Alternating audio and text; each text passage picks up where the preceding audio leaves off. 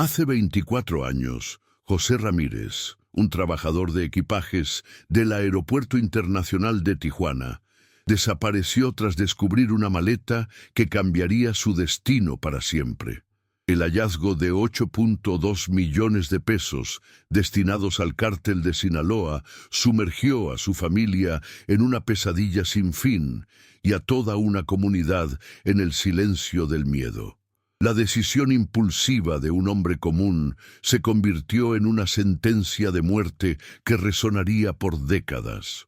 Antes de seguir, suscríbete, dale like al video y activa la campanita. Así ayudas al canal a traer más historias como esta. Era el 15 de marzo de 2001, cuando José Ramírez, de 34 años, padre de 2 hijos pequeños, llegó como cada madrugada a su trabajo en la terminal de carga del aeropuerto.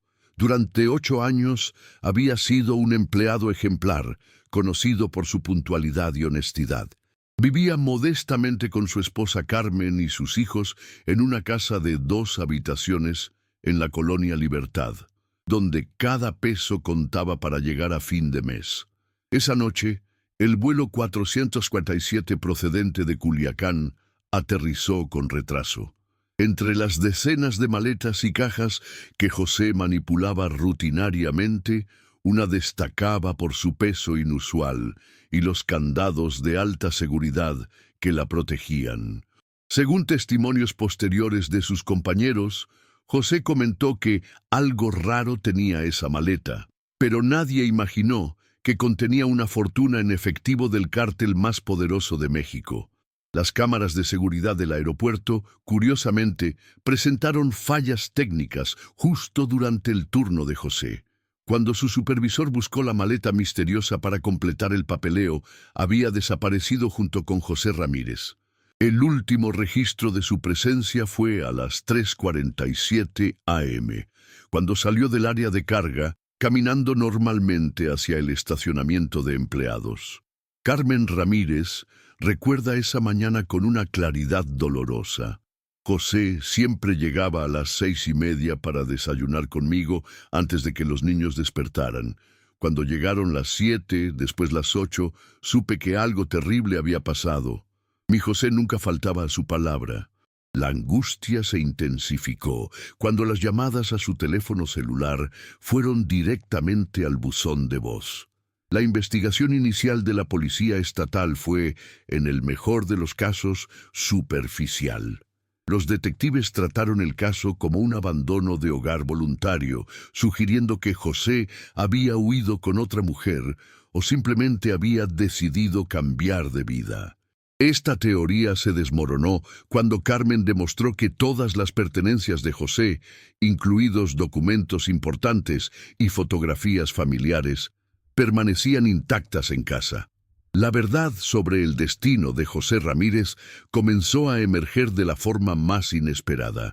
Una llamada anónima que llegó a la casa de Carmen 3 días después de la desaparición.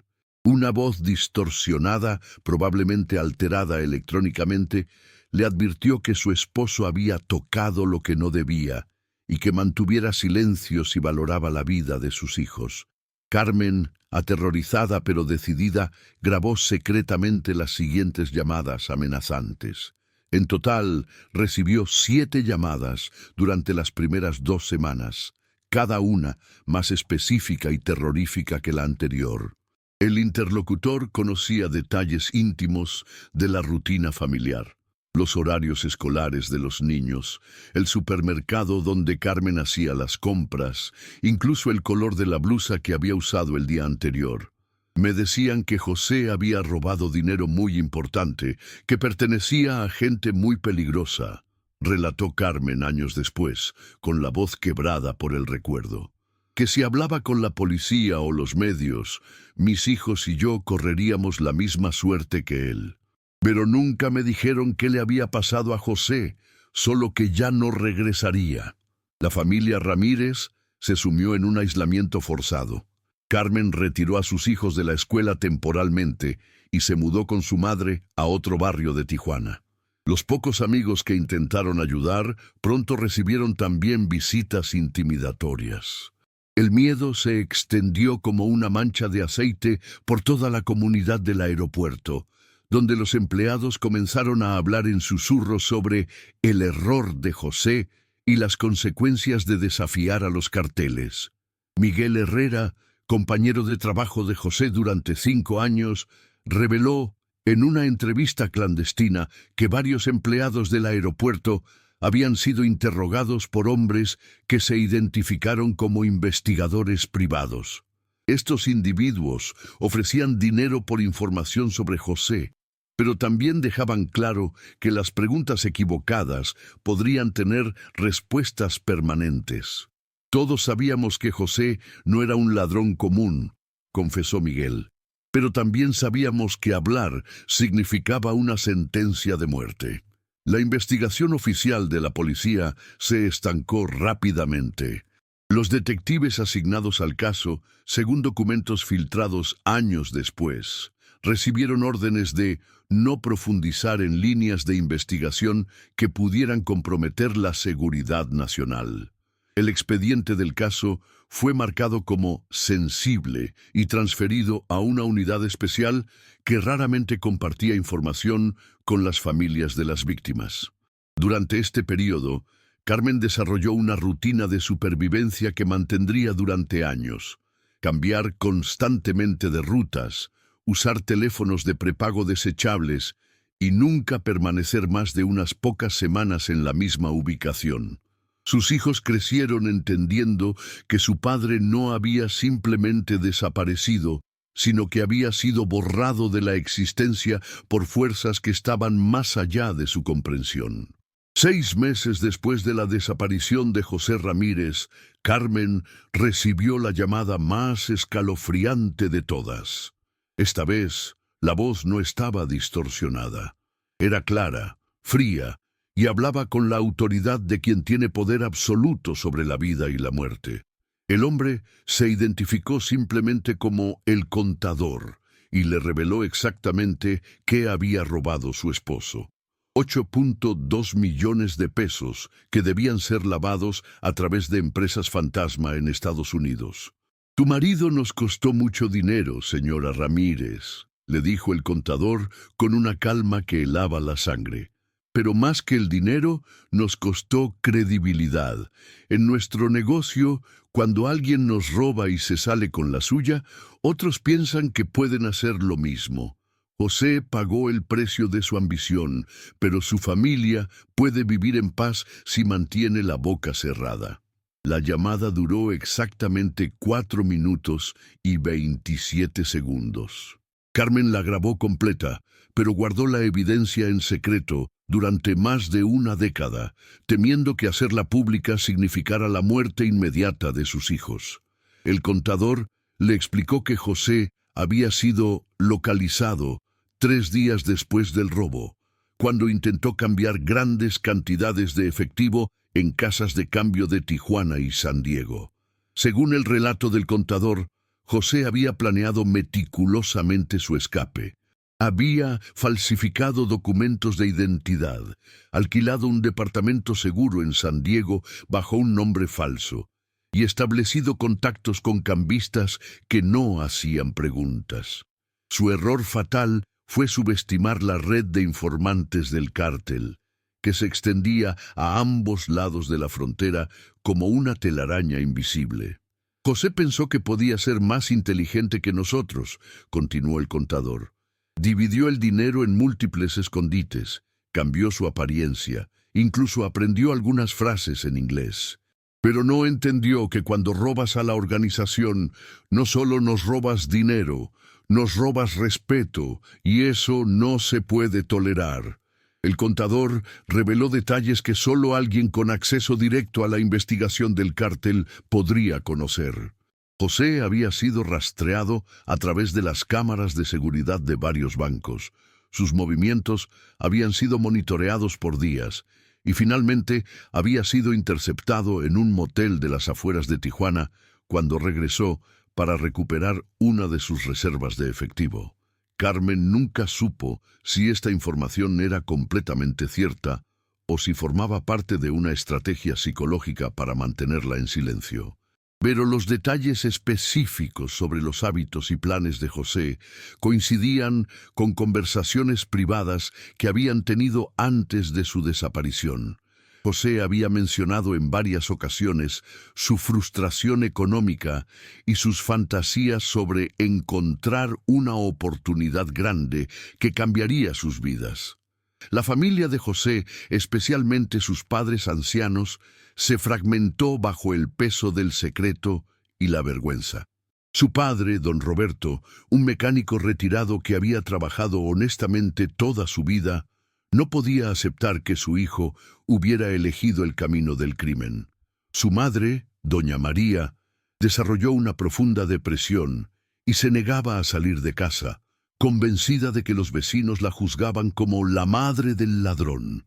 Los hijos de José crecieron con una mezcla tóxica de miedo, vergüenza y confusión. El mayor, que tenía solo 8 años cuando su padre desapareció, desarrolló problemas de comportamiento en la escuela y pesadillas recurrentes sobre hombres misteriosos que venían a llevárselo. La menor, de apenas 5 años, dejó de hablar durante meses, comunicándose solo a través de dibujos que mostraban figuras oscuras y casas vacías. La revelación más devastadora llegó casi un año después de la desaparición de José. No había actuado solo. Según información que Carmen pudo reconstruir a través de fuentes fragmentadas y conversaciones susurradas, José había tenido un cómplice dentro del mismo aeropuerto, alguien que conocía los horarios de los vuelos especiales y las rutinas de seguridad que permitían el tránsito de dinero del cártel. Roberto el Güero Mendoza, supervisor de turno nocturno y supuesto amigo de José, durante más de 5 años, había sido quien proporcionó la información crucial sobre la maleta del vuelo 447. Según testimonios posteriores de empleados que hablaron bajo condición de anonimato, el Güero había estado durante meses identificando oportunidades para un golpe grande y había elegido a José como el ejecutor perfecto, un empleado confiable, desesperado económicamente y lo suficientemente ingenuo para creer que podrían salirse con la suya. El plan era aparentemente sencillo. El Güero proporcionaría la información sobre cuándo y dónde llegarían los envíos de dinero más grandes, mientras José se encargaría de sustraer las maletas durante su turno. Los dos se repartirían las ganancias y cada uno seguiría rutas de escape independientes, pero el Güero tenía otros planes que José nunca sospechó.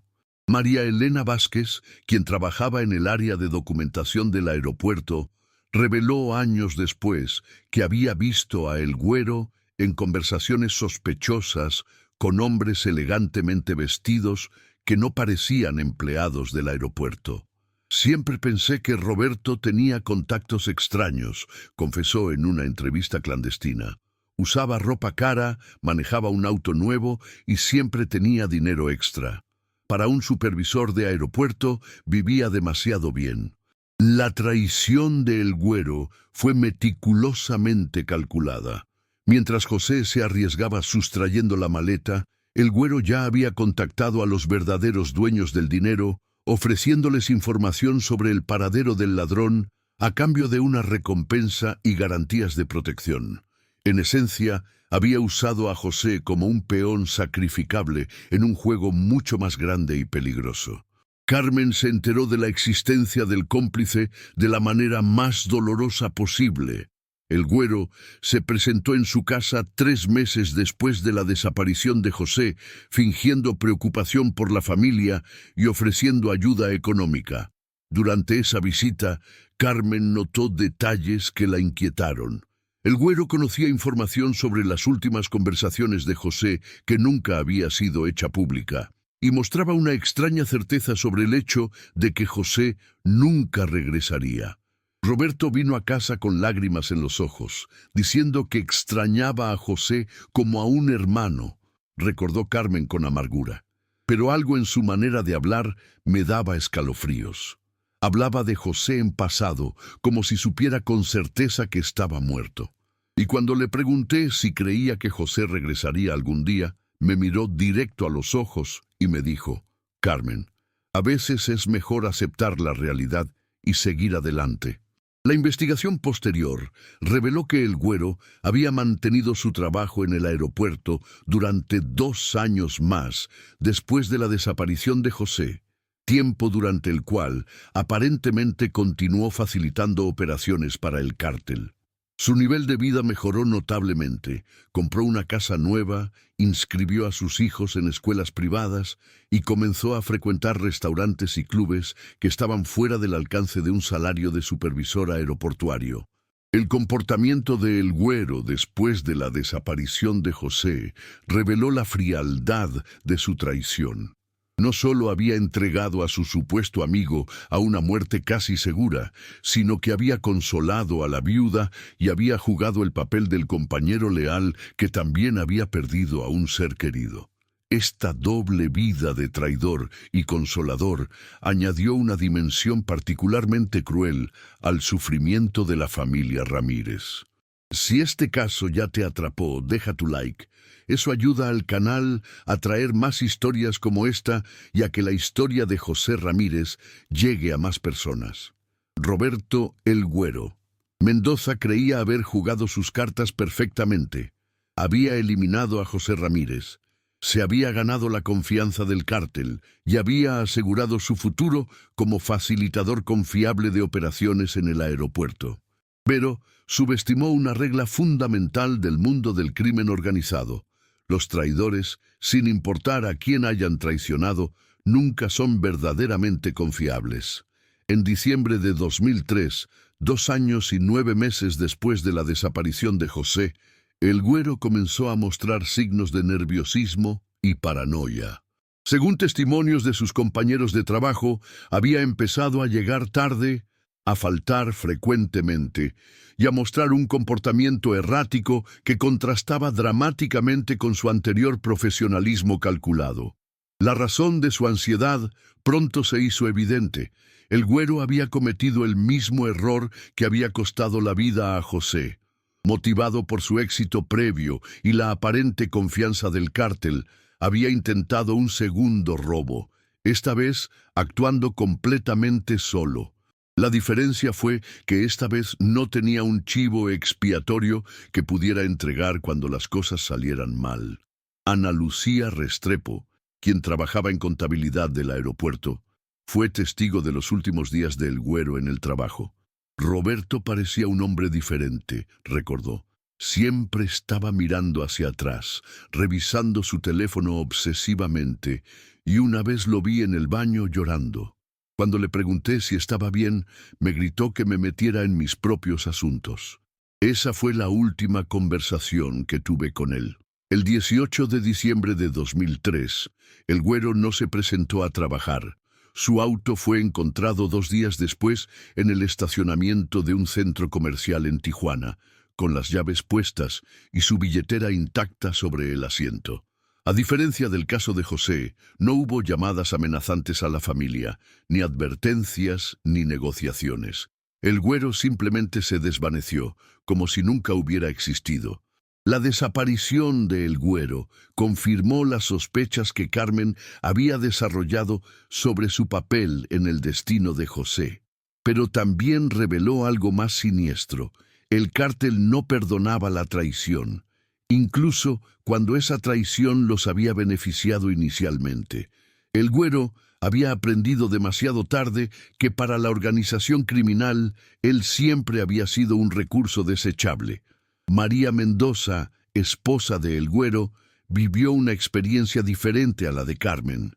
Mientras Carmen había sido atormentada con llamadas amenazantes, María fue completamente ignorada. No hubo advertencias, no hubo explicaciones, no hubo intentos de mantenerla en silencio. Simplemente despertó un día y su esposo había dejado de existir. Esta diferencia en el tratamiento reveló que el cártel consideraba a El Güero como un problema que había sido resuelto internamente, no como un caso que requiriera gestión de testigos. Los empleados del aeropuerto comenzaron a conectar los puntos entre las 2 desapariciones. Primero José, el empleado honesto que había cometido un error desesperado, y luego el güero, el supervisor corrupto que había orquestado la traición. El patrón era claro. El aeropuerto había sido utilizado como centro de operaciones para el lavado de dinero del cártel, y cualquiera que interfiriera con esas operaciones, incluso los facilitadores, enfrentaba las mismas consecuencias fatales. La desaparición del güero también marcó un cambio en la operación del cártel en el aeropuerto.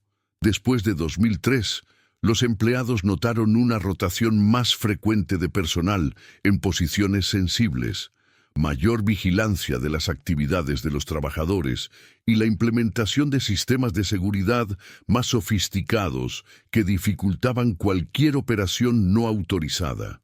Si este caso ya te prendió, deja el like. Esto ayuda al canal a traer más historias como esta y a que la historia de José Ramírez alcance a más personas. Pero aún quedaba una pregunta sin respuesta. ¿Qué había pasado realmente con el dinero robado? En el próximo capítulo, una declaración inesperada arrojará luz sobre el destino final de los 8.2 millones de pesos. Durante más de una década, el destino de los 2 millones de pesos robados por José Ramírez permaneció como uno de los misterios más intrigantes del caso, hasta que en 2014 una confesión en el lecho de muerte reveló la verdad más amarga de todas. El dinero nunca había sido gastado, nunca había sido lavado, y nunca había proporcionado a José ni un solo día de la vida mejor que tanto había deseado. La revelación llegó a través de Padre Miguel Santana, un sacerdote que había ministrado en varios barrios marginales de Tijuana durante más de 30 años. Una tarde de octubre, el Padre Santana recibió la visita de un hombre mayor, consumido por el cáncer y atormentado por secretos que había guardado durante años. Ese hombre era Esteban Morales, conocido en el submundo como el banquero, quien había servido como intermediario para el lavado de dinero de varios cárteles durante décadas. José Ramírez murió por dinero que nunca tuvo la oportunidad de tocar, le confesó el banquero al Padre Santana, con la voz quebrada por la enfermedad y el remordimiento. Lo mataron antes de que pudiera cambiar ni un peso, y el dinero terminó exactamente donde había empezado, en las cuentas del cártel. Según la confesión del banquero, José había contactado con él 2 días después del robo, desesperado por convertir el efectivo en una forma más manejable. Pero lo que José no sabía era que el banquero ya había sido contactado por el cártel, que había puesto precio a la cabeza de quienquiera que hubiera robado su dinero. La reunión que José creyó que sería su salvación se convirtió en su sentencia de muerte. José llegó a nuestro encuentro con 2 maletas llenas de billetes, continuó el banquero en su confesión. Estaba nervioso, pero emocionado. Hablaba de los planes que tenía para su familia, de la casa que iba a comprar, de los estudios universitarios que sus hijos podrían costear. Era un hombre bueno que había tomado una decisión desesperada, pero era demasiado tarde para la misericordia. La confesión reveló detalles escalofriantes sobre los últimos momentos de José. Cuando llegó al punto de encuentro, un almacén abandonado en las afueras de Tijuana, fue recibido no solo por el banquero, sino por 3 hombres del cártel que habían estado esperando su llegada. José se dio cuenta inmediatamente de que había sido traicionado, pero ya era demasiado tarde para escapar. José me suplicó que pensara en sus hijos, recordó el banquero con lágrimas en los ojos. Me dijo que devolvería todo el dinero, que solo quería regresar a casa con su familia. Pero yo ya no tenía poder de decisión. El cártel había decidido que José Ramírez tenía que servir como ejemplo para cualquier otro empleado que tuviera ideas similares. El banquero reveló que José fue obligado a grabar un video confesando su robo y pidiendo perdón a la organización. Este video, según la confesión, fue distribuido discretamente entre empleados de varios aeropuertos y empresas que manejaban dinero del cártel, sirviendo como advertencia silenciosa sobre las consecuencias de la traición. El mensaje era claro. No importaba cuán desesperada fuera tu situación, robar al cártel significaba una muerte segura. Los 2 millones de pesos fueron devueltos íntegramente a la organización criminal, menos una comisión que se quedó el banquero por facilitar la recuperación. El dinero continuó su ruta original. Fue lavado a través de empresas fantasma, invertido en propiedades legítimas y eventualmente se integró al sistema financiero formal.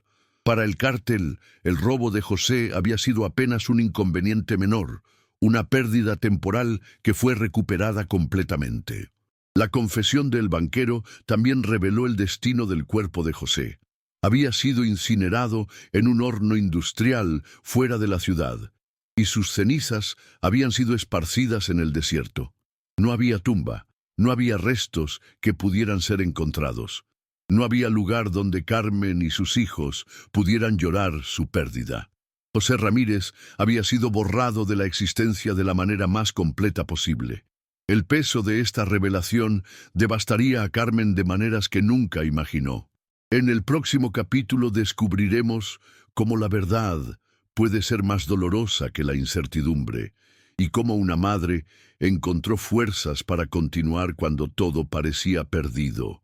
Carmen Ramírez había vivido durante 13 años con la esperanza secreta de que José pudiera estar vivo, escondido en algún lugar, esperando el momento seguro para regresar a casa. Esa esperanza, por irracional que pudiera parecer, había sido su ancla emocional durante más de una década de sufrimiento.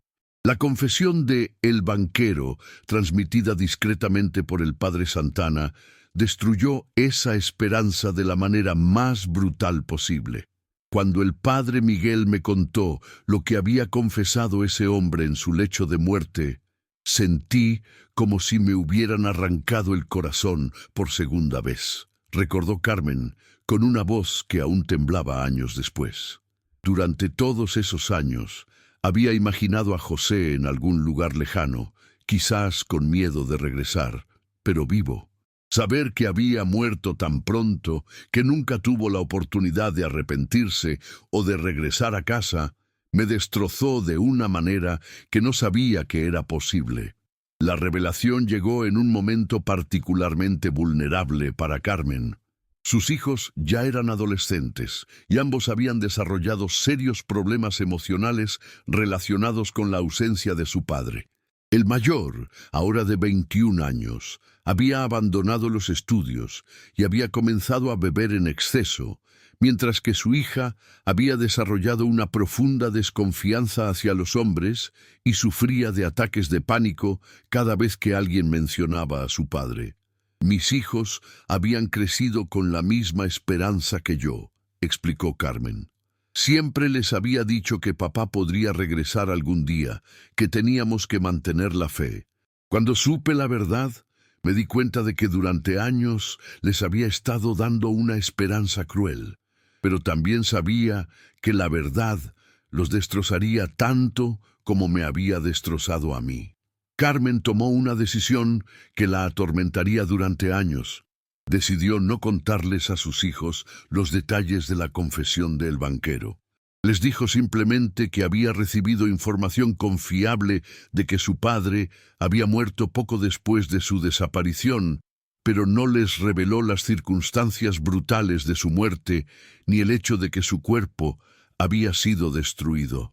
La carga de conocer la verdad completa mientras mantenía a sus hijos en una ignorancia parcial creó una nueva dimensión de sufrimiento para Carmen.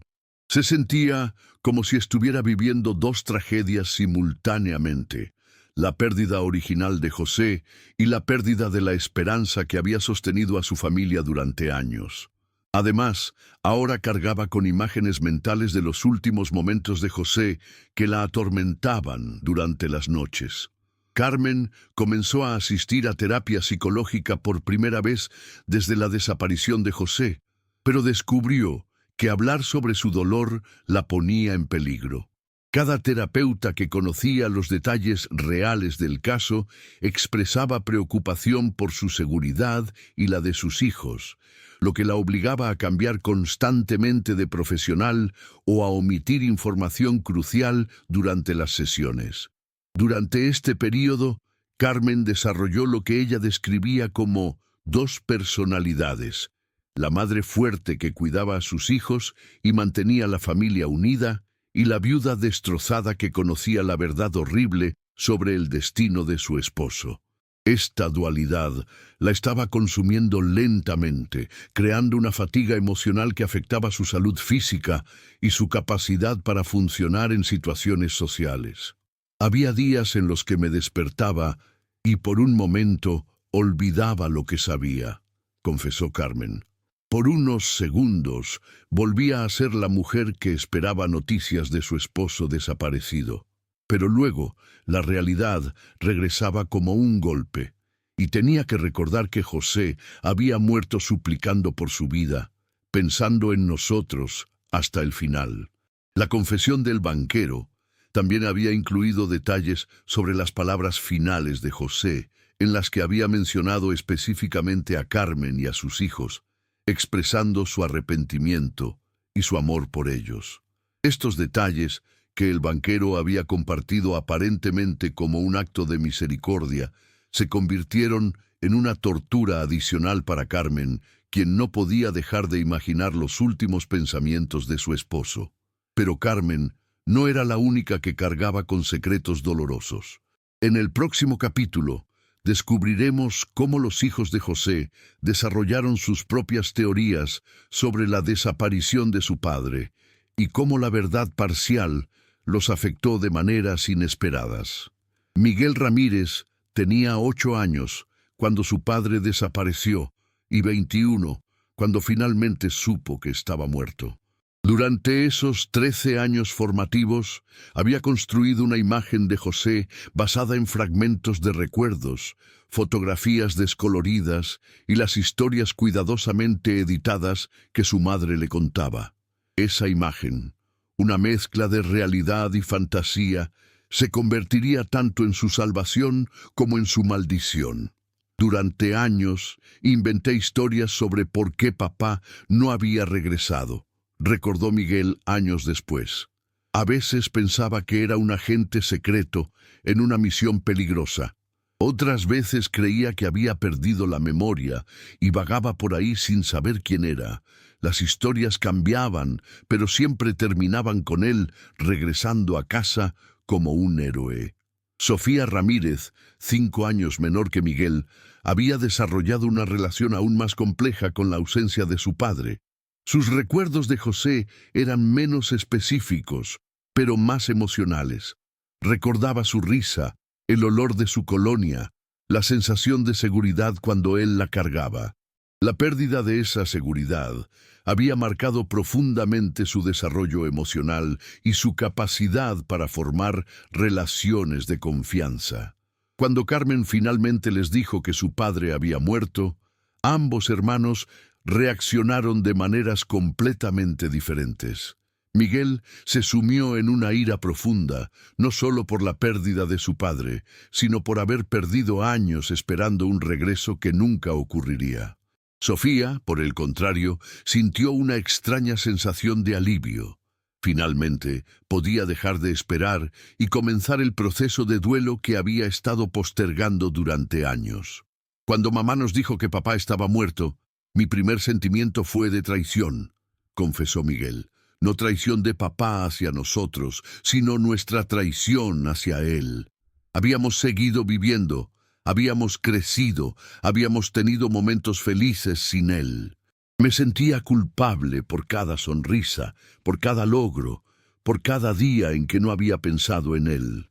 Los hermanos Ramírez comenzaron a investigar por su cuenta la desaparición de su padre, utilizando internet y contactos en el barrio para tratar de reconstruir los eventos de marzo de 2001.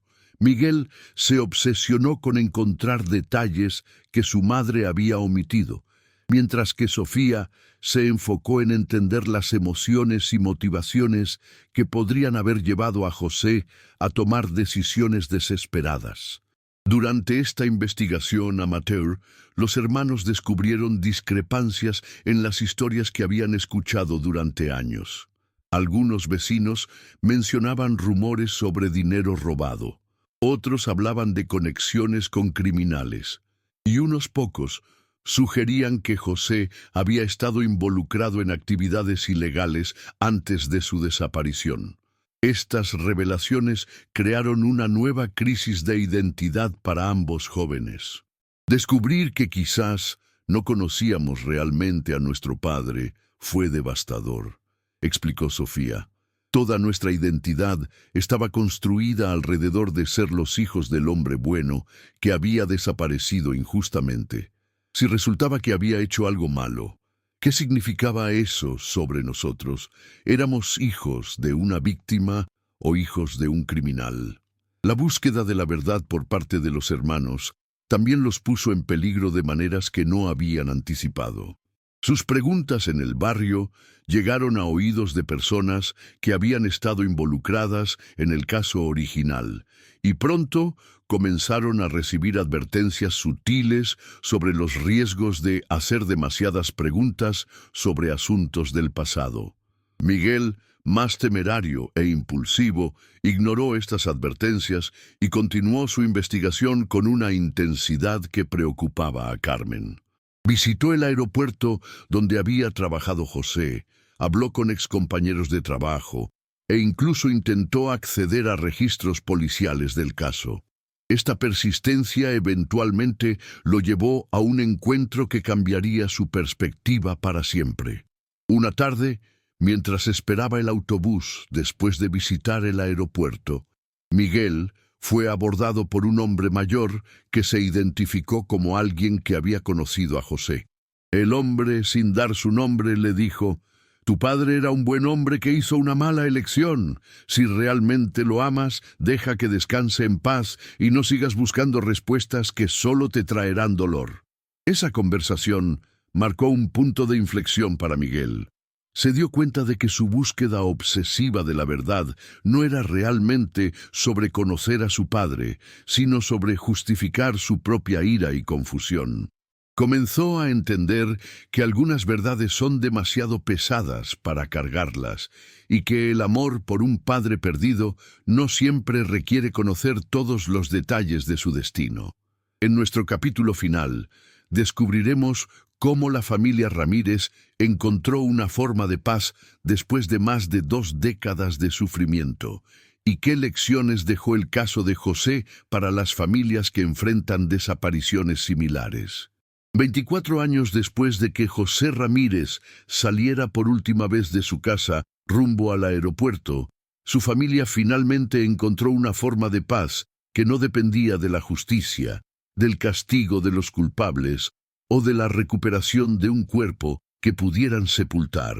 Esta paz llegó a través de un proceso doloroso pero necesario: aceptar que algunas heridas nunca sanan completamente, pero pueden transformarse en sabiduría. Carmen, ahora de 62 años, había pasado de ser la joven esposa desesperada que esperaba noticias a convertirse en una defensora silenciosa de otras familias que enfrentaban desapariciones similares. Sin hacer ruido, sin buscar publicidad, había comenzado a proporcionar apoyo emocional y consejos prácticos a mujeres que vivían la misma pesadilla que ella había experimentado décadas atrás. «Aprendí que el dolor de perder a alguien que amas nunca desaparece», reflexionó Carmen. «Pero puedes elegir qué hacer con ese dolor. Puedes permitir que te consuma, o puedes usarlo para ayudar a otros que están pasando por lo mismo. José no puede regresar, pero su historia puede servir para que otras familias entiendan que no están solas en su sufrimiento». Miguel, el hijo que había buscado obsesivamente la verdad sobre su padre, eventualmente encontró su propia forma de sanación a través del servicio comunitario. Se convirtió en trabajador social especializado en ayudar a hijos de padres desaparecidos, utilizando su experiencia personal para guiar a jóvenes que luchaban con preguntas similares sobre identidad, pérdida y la búsqueda de la verdad. Me di cuenta de que no necesitaba conocer cada detalle horrible sobre la muerte de mi padre para honrar su memoria, explicó Miguel. Lo que necesitaba era entender que él me amaba, que sus errores no definían quién era como persona, y que yo podía elegir qué partes de su legado quería continuar. Elegí continuar su amor por la familia y su deseo de una vida mejor para sus hijos. Sofía tomó un camino diferente pero igualmente sanador.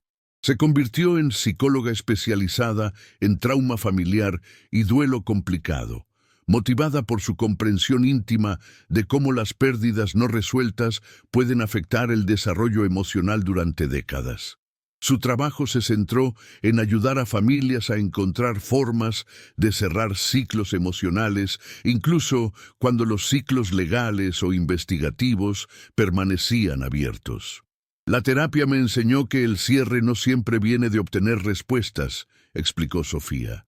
A veces viene de aceptar que las preguntas que tienes son menos importantes que la vida que eliges vivir con esas preguntas. Papá nunca tendrá un funeral tradicional, pero eso no significa que no podamos honrar su memoria de maneras significativas. En 2023, 22 años después de la desaparición de José, la familia Ramírez organizó una ceremonia privada de recordación en la iglesia local, donde José había sido bautizado. No había cuerpo que sepultar, pero había historias que compartir, lágrimas que derramar y una vida que celebrar más allá de las circunstancias trágicas de su final. Durante la ceremonia, Carmen leyó una carta que había escrito para José, en la que le hablaba sobre cómo habían crecido sus hijos, sobre los logros que él se había perdido y sobre el amor que la familia había mantenido por él, a pesar de todo. José, decía la carta, no pudimos salvarte de las consecuencias de tus decisiones, pero pudimos salvar el amor que sentíamos por ti. Ese amor sobrevivió a tu ausencia, a nuestra ira, a nuestra confusión y a nuestra desesperación. Miguel y Sofía también hablaron durante la ceremonia, pero no sobre la muerte de su padre, sino sobre su vida. Recordaron sus bromas, sus consejos, sus sueños para el futuro de sus hijos y las lecciones que les había enseñado durante los pocos años que tuvieron juntos. Por primera vez en décadas, la historia de José Ramírez se contó como la historia de un hombre completo, no solo como la víctima de un crimen violento. La ceremonia marcó un punto de inflexión para toda la familia. No significó que el dolor desapareciera, ni que las preguntas sin respuesta dejaran de existir, pero representó una decisión consciente de no permitir que la tragedia definiera completamente sus vidas. Habían encontrado una forma de recordar a José que honraba tanto al hombre que había sido como a la familia que había dejado atrás. En los meses siguientes a la ceremonia, Carmen comenzó a dormir mejor por primera vez en años. Miguel redujo su consumo de alcohol y comenzó una relación romántica seria. Sofía se sintió lo suficientemente fuerte como para hablar públicamente sobre su experiencia en conferencias de salud mental. La sanación no había sido completa ni perfecta, pero había sido real. El caso de José Ramírez nunca fue resuelto oficialmente. No hubo arrestos, no hubo juicios, no hubo justicia en el sentido legal tradicional. Pero su familia había encontrado algo quizás más valioso: la capacidad de vivir con propósito y amor a pesar de haber experimentado una pérdida devastadora. Habían transformado su trauma en compasión, su dolor en servicio y su pérdida en una forma diferente pero poderosa de legado. La historia de José Ramírez se convirtió en algo más que un caso de true crime. Se convirtió en un testimonio sobre la resistencia del amor familiar, la posibilidad de la sanación después del trauma y la manera en que las tragedias pueden, con tiempo y esfuerzo consciente, transformarse en fuentes de fortaleza y sabiduría. Suscríbete a nuestro canal para explorar más casos archivados y perturbadores. Gracias por acompañar la historia de José Ramírez. Nos vemos en el próximo video. En las cenizas del dolor más profundo, a veces florece la sabiduría más pura, y en el silencio de los desaparecidos, las voces de los que quedan pueden encontrar su propósito más verdadero. El Aeropuerto Internacional de Tijuana continúa funcionando con normalidad 24 años después de que José Ramírez desapareciera entre sus pasillos. Los vuelos llegan y parten puntualmente.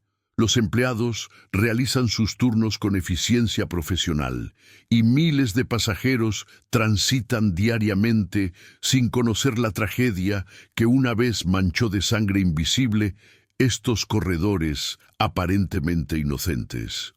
Pero para quienes conocen la historia, cada maleta que pasa por las bandas transportadoras lleva consigo el eco de una decisión desesperada que cambió para siempre el destino de una familia. La historia de José Ramírez no es única en los anales del crimen organizado en México. Cada año, cientos de personas comunes toman decisiones extraordinarias motivadas por la desesperación económica, la ambición o simplemente por encontrarse en el lugar equivocado, en el momento equivocado. Lo que hace especial el caso de José no son las circunstancias de su muerte, sino la manera en que su familia eligió transformar la tragedia en propósito. Carmen Ramírez se convirtió, sin buscarlo, en un símbolo silencioso de resistencia para madres y esposas que enfrentan la desaparición de sus seres queridos. Su decisión de no permitir que la búsqueda obsesiva de justicia consumiera el resto de su vida, se convirtió en un modelo alternativo de sanación que ha inspirado a docenas de familias en situaciones similares. A través de redes informales de apoyo, Carmen ha ayudado a otras mujeres a navegar los laberintos burocráticos, emocionales y sociales que acompañan a las desapariciones forzadas. Carmen me enseñó que buscar justicia no tiene que significar sacrificar tu capacidad de ser feliz, explicó María Dolores Herrera, cuyo esposo desapareció en circunstancias similares en 2015. Ella me mostró que puedes mantener viva la memoria de alguien sin mantener vivo tu dolor todo el tiempo. Esa diferencia me salvó la vida y me permitió criar a mis hijos sin que crecieran, sintiendo que vivían en un mausoleo. Miguel Ramírez desarrolló un programa de mentoría para jóvenes que han perdido figuras paternas debido a la violencia relacionada con el crimen organizado. Su trabajo se centra en ayudar a estos jóvenes a construir identidades fuertes que no estén definidas por las circunstancias traumáticas de sus pérdidas. Más de 200 jóvenes han participado en su programa durante la última década, y muchos han continuado para convertirse en mentores para la siguiente generación. Sofía Ramírez ha publicado varios artículos académicos sobre el duelo complicado en familias afectadas por desapariciones forzadas. Su investigación ha influido en el desarrollo de nuevos protocolos terapéuticos que reconocen las necesidades específicas de familias que viven con pérdidas no confirmadas oficialmente. Su trabajo ha sido adoptado por organizaciones de salud mental en varios países latinoamericanos que enfrentan epidemias similares de desapariciones relacionadas con el crimen organizado. El legado más profundo del caso de José Ramírez no reside en los detalles específicos de su muerte, sino en la demostración de que las familias pueden sobrevivir a tragedias aparentemente insuperables sin sacrificar su humanidad o su capacidad de contribuir positivamente a la sociedad. La transformación de dolor personal en servicio social se ha convertido en un modelo replicado por docenas de familias que han encontrado en el servicio a otros una forma de dar significado a sus pérdidas.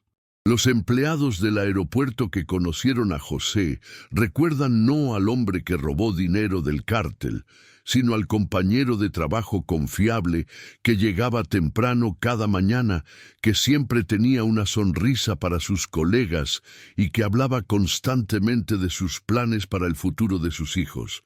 Es esa memoria humana, más que los detalles criminales de su final, la que ha perdurado entre quienes lo conocieron personalmente.